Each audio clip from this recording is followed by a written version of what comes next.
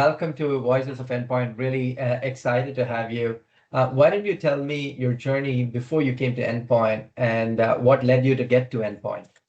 Oh, um, so back in, I think it was 2011, I was in school for computer science and I got a phone call from my sister and she asked me if I wanted to be a developer intern at a company in IRT. And I got the interview, but didn't get the job. But then a testing position opened up. So I interviewed for that one and got that testing position. So I kind of fell into testing by accident, which was kind of interesting. And since then, I worked as a software testing analyst there for many years, and then eventually made my way here about 4 years ago. I think it was November of 2021. And yeah, it's been a great 4 years here. Wonderful. So, how did you get to Endpoint? Did you know somebody here, or you saw an ad in the paper and said wanted to come and join us? How did that happen? I actually saw the posting on LinkedIn and applied through there. And then shortly after that, maybe about a week or so, got the phone call, had the interview, and then ever since then, yeah, been here as a tester. Wonderful. Wonderful. So tell me, 4 years you've been in Endpoint. Describe me the journey of what all the different key things you did at Endpoint, and how did you grow in your role over the last 4 years? Oh, let's see. So I started out um, on, it was a Team Fusion, it was called, and they were primarily working on Takeda studies. And then I eventually transitioned over to the BMS team, and I've been there for about maybe like 2 years or so. It's really exciting right now because right now we actually got BMS on one of the newer platforms, the 4.4 platform. So it's been really crazy. Nice, nice, very interesting. So what's a typical day in the life of Stefan? How does that go? Oh, at Endpoint specifically? Yeah. Um, well, a typical day, I mean, it depends on what I'm working on, because if I'm working on an initial build and testing that, um, that's a little bit of a longer assignment. So I kind of take my time and set goals, each day on, what I'm going to work on, what am I going to complete, what am I looking forward to the next day, um, executing test cases. Right now, I'm actually trying to get the template test cases a little bit stronger, a little more scenario coverage there, especially for the new platform for BMS. Yeah. Wonderful.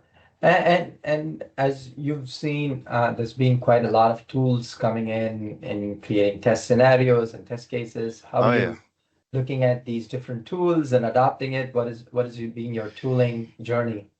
Yeah, right now, we're using the one of the AI tools that have been developed here to write our test strategy documents to kind of streamline that. Um, and because we want the test strategy to be robust enough so that we have all of the scenario coverage when we're actually executing our test cases. Yeah. Wonderful. And what's your experience in these AI tools? They're working, they're giving you, Stefan versus AI, Stefan Hmm. 5, AI 0, what's going on? And, who's winning the battle? um, it's we're getting there because we still have to train the AI in a way that what's best suited for us and for the client as well. So we're just trying to train the AI and feed it as much information as we can from all different requirements and customizations and template functionalities so that we can have all that covered. Um, Yeah, we need a little bit more time, but we're getting there. And how does how did you become so knowledgeable from a domain perspective, right? A new template, new test scenarios. What is that journey? How do you go from build expertise? That's Yeah. right. How do you build expertise to become an expert? That is a good question. Let's see. Well,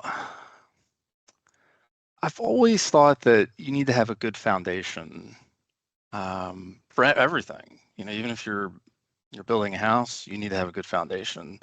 And with testing and the test cases and our scenario coverage, we have to have a good foundation for those test cases, so that when we're executing them, we're not missing anything and everything's covered. We're going to deliver exceptional quality, to the client.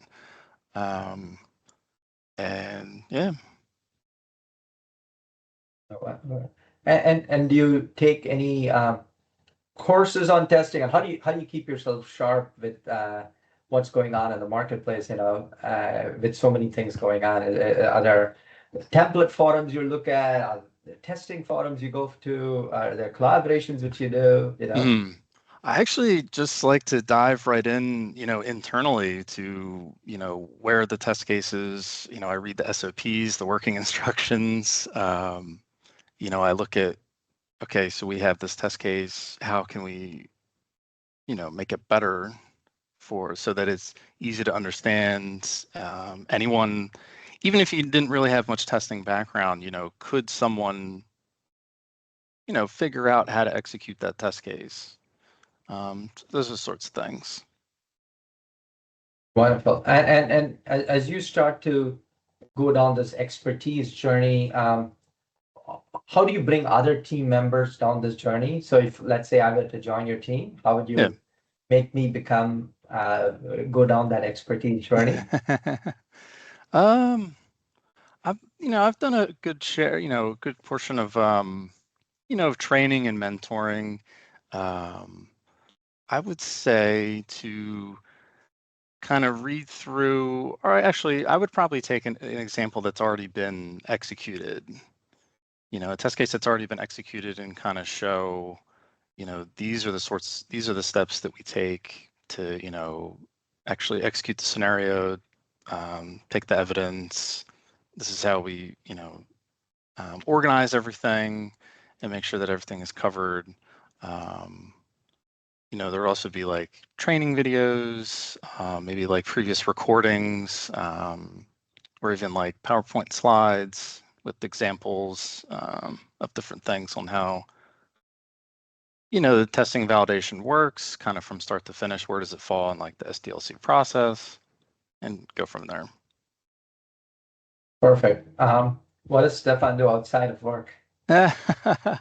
um, right now, let's see, what am I doing right now? Oh, actually, I'm big into video games. Um, so right now I'm actually trying to preserve some of the old retro video game systems from many decades ago, kind of refresh them and take them apart, clean them out, replace like capacitors, do some soldering. Um, yeah, that's what I've been doing lately for fun. It might not sound like fun, but No, no, like the old Atari machines, or is this much more, oh yeah. Actually, I don't know if you can see it. There's a PlayStation 1 back here on my desk uh, that's I can sitting see that. there. Yeah. Yeah, so I'm planning on taking that apart and cleaning it up and kind of refreshing it. Wonderful, wonderful. So as you start to live our employee values of empathy, collaboration, passion, innovation, what appeals to you the most, and what makes you come to work every day from our cultural values? Probably the collaboration and the people. It's you know it's such a warm environment at Endpoint. Everyone's so friendly, so accommodating. You could ask anybody at any time, hey, I need some help. I'm unsure about this. Can you at least point me in the right direction to some training materials or whatnot? And most of the time it turns into, oh, I'll just show you. So I really like that because it's all about teamwork. Nice. And as you start to be an ambassador, and if you wanted to tell others to join Endpoint, what would you tell them why they should join Endpoint? Oh, probably for the same reasons, honestly. I mean, the collaboration, the people, and what we're trying to achieve at Endpoint, you know. So when I actually first started in this industry, I didn't really understand like the impact that it had. I thought, okay, I'm just testing software, you know. Um, but there's a lot that go into these systems, from all the way from the back all the way to the front end, and they help a lot of people. And I think that Uh, that's kind of my way of, giving back a little bit to the community and to people that, need these, different type of treatments and drugs for, their trials that they're participating in. Wonderful. You've seen quite a lot of different management in your last 4 years with an Endpoint. You guys are Yeah. part of Fortria and come back. Yep. And Jennifer and me have been here for a year. So if you were to give us feedback, what do you think we should continue to do? What do you think we should not do? Okay, let's see. Well,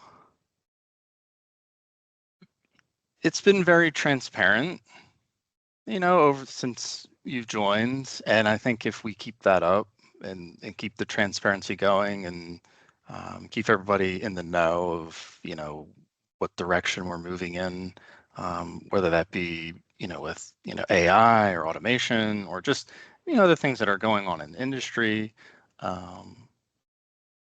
those, that would probably be the best advice I could give. Just to keep doing what you're doing. So you guys have been doing a great job. Okay. No, always, we're learning and listening and wanting to make sure. That's one of the reasons we have this thing, Voices of Endpoint, getting Yeah. to talk across the board and understand what drives people, what brings them to work every day, what keeps you guys happy to being a well-performing team, right? Which is very Yeah. important, as you said, because we're mission driven and doing things in a much more broader way to bring, Oh as you yeah. said, drugs to market and making a small impact. And so you can't do that without passion and care, right? We do something because we care about that. Exactly. Um, and as you start to work on it, which teams do you work with closely? Is it the development team? Is it PM, BSAs, Um, CSMs? Probably the developers and the BSAs, primarily. I live in the requirements documents, and I'm always trying to challenge them and make sure that they're written in a way that anybody can understand exactly what the client expects from the system. Um, so definitely the developer and the BSA for sure. Wonderful. And as you see all of this stuff with AI coming in, what do you see a shift in the role of a tester? What do you see as positives? What do you see as things to watch out for? Um, well, one thing to watch out for would be to not overly trust, the automation scripts, because we still have to double check to make sure that the scenario is being executed appropriately, depending on how the script is written, and that the evidence is, covers everything. Because when it comes down to an audit, if we don't have all of our ducks in a row, then it's, that can be a dicey situation to get out of. But the good things, I think that'll come out of it. Um, I hope to, gain efficiencies here and there with executing scripts and being able to, streamline testing scenarios that um, we routinely test, and we could use that for automation and focus primarily more on maybe like the customizations or the harder areas to test for like, the manual, or just double checking to make sure that the scripts are executing and making sure everything works correctly. And what advice do you give to people who, as you were going through this journey where now you have an AI tool and you're using it and challenging it? What is your learning journey? How do you continue to keep evolving your own learning? And what advice would you give to others to go down that learning journey path? That's a good question.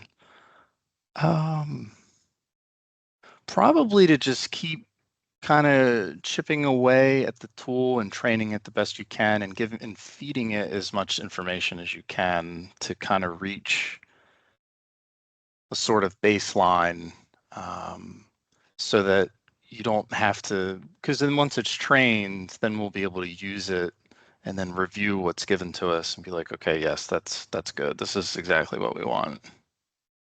Yeah, so give it more context, give it more scaffolding on what it should do and shouldn't do, so that then it Right. can start to be more Yeah, more set up the specific in its outcome.